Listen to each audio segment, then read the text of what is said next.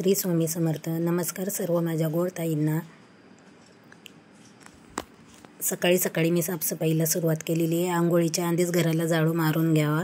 झाडू मारण्याच्या आधी मी सोफ्यावरचे जे कवर आहे ते पूर्ण काढले. सोफ्याच्या पाठीमागून पण एकदा झाडू मारून घेते, कारण सोफ्याच्या पाठीमागं खूप घाण होते. तसे तर नवरात्रीच्या आधी आपण घराची साफसफाई केलेली होती, तरी पण सोफ्याच्या मागे खूप घाण झालेली आहे.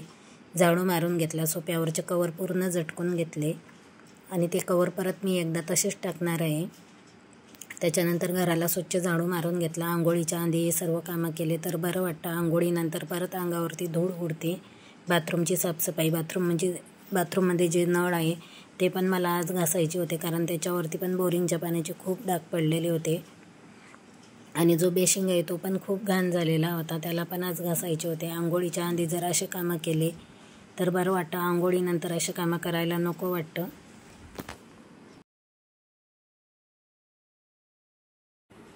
आंघोळीनंतर लगेच मी पूजेला सुरुवात केली. जी जास्वंदाच्या झाडाला फुलं आलेली होती ती तोडून घेतली. तुळशीची पूजा तर आपण सकाळी सकाळी करून घेतो. ज्या ताईंजवळ वेळ नसेल त्यांनी देवाची सुक्की पूजा केली तरी पण चालते. सुक्की पूजा म्हणजेच कापडाने देव स्वच्छ पुसून घ्यायचे, परत मांडायचे, दिवा अगरबत्ती लावायची, याला सुक्की देवपूजा म्हणतात. माझ्याकडं वेळ असतो त्यामुळे मी देवांना रोज आंघोळ घालते. गुरुवार, मंगळवार, शुक्रवार, अमावस्या, पौर्णिमा या दिवशी मी देवाच्या खाली जे वस्त्र टाकलेले आहे ते वस्त्र पण बदलते.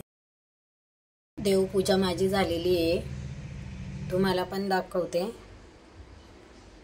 काही ताई म्हणतील की सारखी सारखी देवपूजाच काय दाखवते, तरी पण मी दाखवते की मी पूजा कशी करते ते. देवाची मांडणी पण बघा मी कशी करते. 2 दिवे तर मी रोज सकाळ संध्याकाळ देवाजवळ लावत असते. पूजा माझी झालेली आहे आणि तुम्हाला मला काहीतरी दाखवायचं आहे. दिवाळीसाठी थोडीशी शॉपिंग, थोडीशी नाही म्हणता येणार, कारण की ते मला माझ्या लेकाने आणून दिलेली आहे, त्यामुळे ती माझ्यासाठी खूप आहे. तुम्हाला पण दाखवते मी त्याने माझ्यासाठी काय आणलं आहे. ते माझ्यासाठी म्हणजे घरासाठीच आणलेलं आहे दिवाळीसाठी. तरी पण त्याने मला फोन करून सांगितलं होतं. तो तुळशीबागेत गेला होता मार्केटमध्ये. मम्मी तुला काय पाहिजे, त्याने मला व्हिडिओ पाठवले आणि फोटो पण पाठवले. तुला काय आणू ते सांग. तर मी त्याला जास्त काही सांगितले नाही, कारण मला पण जायचेच आहे. तरी पण तो त्याच्या मनाने घेऊन आलेला आहे. तुम्हाला दाखवते.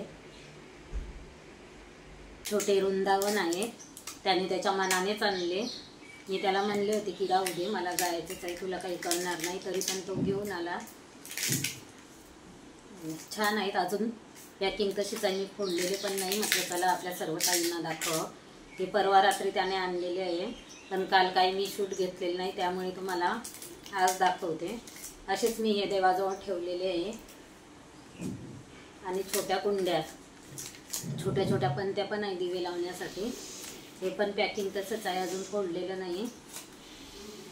खूप छोट्या आहे आणि दिसायला पण खूप छान वाटतात.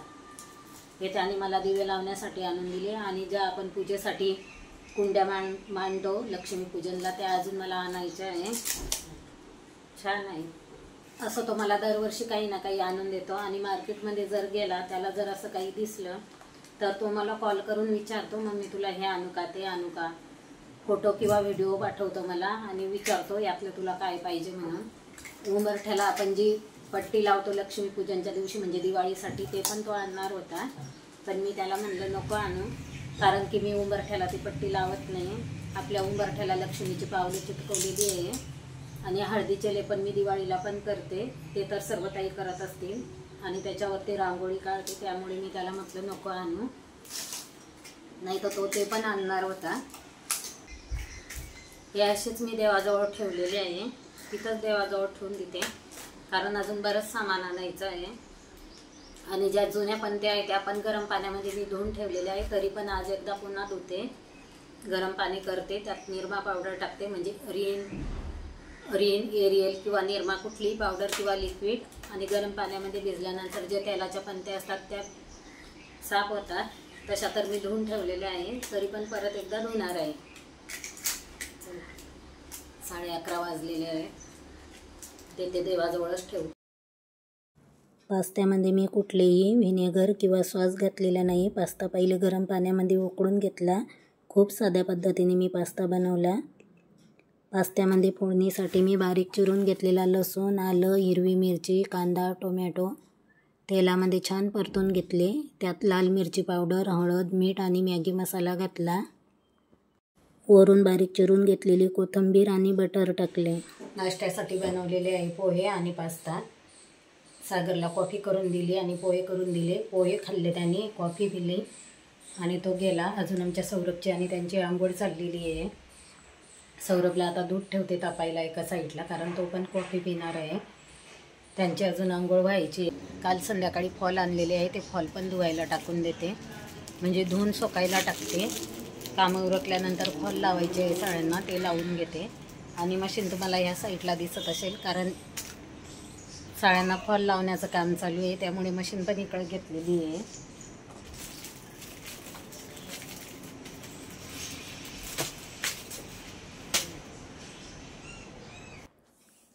दहा ते 15 मिनटं फॉल मी असेच वेगवेगळे ठेवते, कारण एकत्र जर ठेवले तर जे कलरचे फॉल असतात तो कलर एकमेकांना लागतो. त्यासाठी फॉल कधी पण वेगवेगळेच ठेवायचे.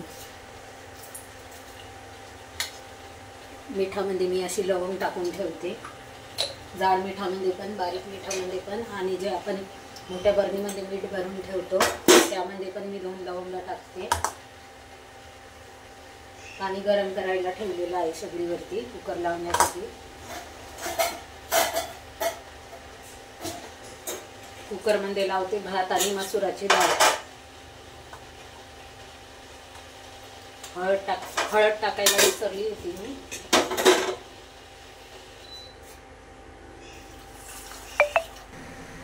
मसूरची डाळ,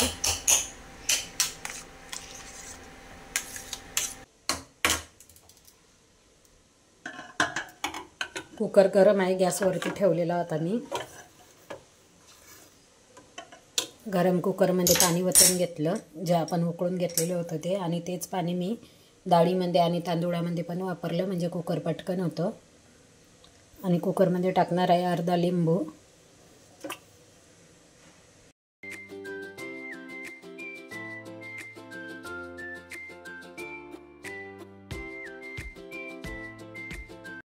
वांग बटाट्याची सुक्की भाजी बनवण्यासाठी कोणतेही मसाले या भाजीला वापरले नाही. खलबत्त्यामध्ये आलं लसूण बारीक ठेचून घेतले. तेलामध्ये मोहरी, जिरं, आलं लसूण मिरची पावडर छान परतल्यानंतर त्यामध्ये वांग बटाटा टाकले. ट्रेमध्ये घेतलेला आहे मी लसूण आणि हिरवी मिरची कट करून घेते. ही मिरची ठेवणार आहे मी उन्हामध्ये वाळायला. चुड्यामध्ये हिरवी मिरची टाकणार आहे तळून. हिरवी मिरची चुड्यामध्ये दाताखाली आली की छान लागते, आणि आपण जर ती उन्हामध्ये सुकवली आणि नंतर तळली तर दाताखाली आल्यानंतर कुरकुरीत अशी लागते. आणि लसूण पण उन्हामध्ये ठेवते, कारण पटकन सोलल्या जातो लसूण. हिरव्या मिरच्या कापून घेतल्या आणि लसणाच्या पाकळ्या पण एका साईडला ठेवल्या. आता ठेवणार आहे उन्हामध्ये.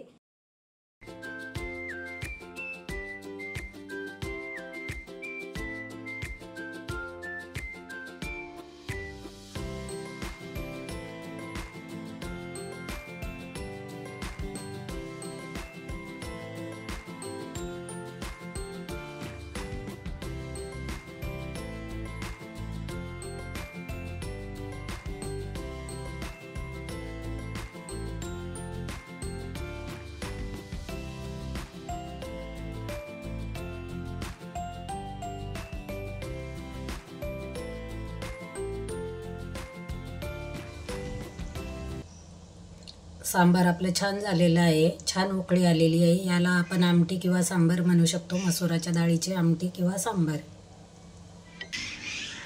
सकाळपासून घरातले काम आवरले, सर्व काम झाले, त्यानंतर जेवण केले. आणि जो आपला बऱ्याच दिवसापासून ब्लाऊज कटिंग करून ठेवलेला होता, हा ब्लाऊज माझाच आहे, तो पण शिवून घेतला. हुक लावायचे होते त्याला, हुक पण लावले. आणि गळा बघा मी असा शिवलेला आहे, चौकोनी गळा आहे. आणि जे काठ होते ते अशा चौकोनी गळ्याला लावलेले आहे. कटोरीचा आहे. आपण हाताने पण आय करू शकतो, पण मी मशीनवरच केलेले आहे.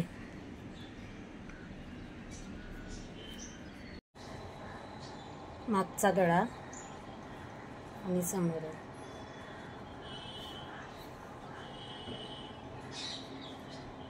चला आता साड्यांना फॉल लावून घेते. ब्लाऊजला हुक लावून घेतले.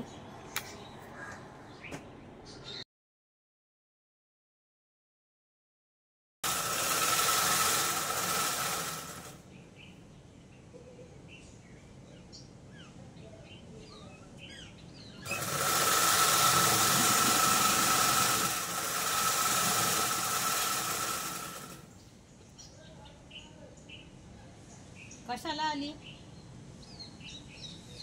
तिथं बसणार आहे तुम्ही हो.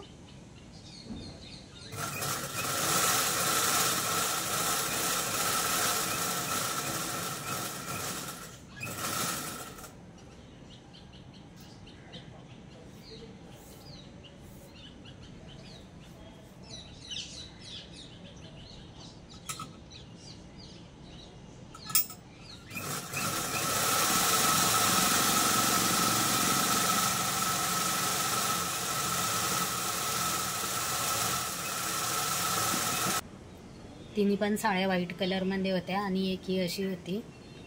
चारी पण साड्यांना फॉल लावून घेतले. 4 साड्यांना फॉल लावून झाले. हात शिलायला आता खूप वेळ होणार. या साड्या आता तशाच ठेवते. जर रात्री वेळ मिळाला तर 2 साड्यांना हात शिलाई करून घेणार आहे आणि 2 साड्या उद्या करणार. आता जायचं आहे भाजीला आणायला. मिस्टरांची वाट बघते, कारण डीमार्टमध्ये पण जायचं होतं सामान भरण्यासाठी, पण ते पण अजून आले नाही आणि मला पण वेळ नाही मिळाला.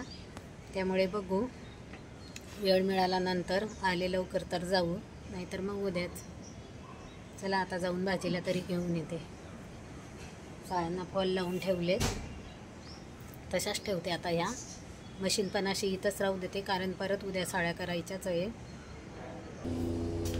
ज्या आपल्या मिरच्या आणि लसूण खाली उन्हात ठेवलेले होते ते घेण्यासाठी आले, कारण पावसाचे वातावरण झाले. खूप वारा पण सुटलेला आहे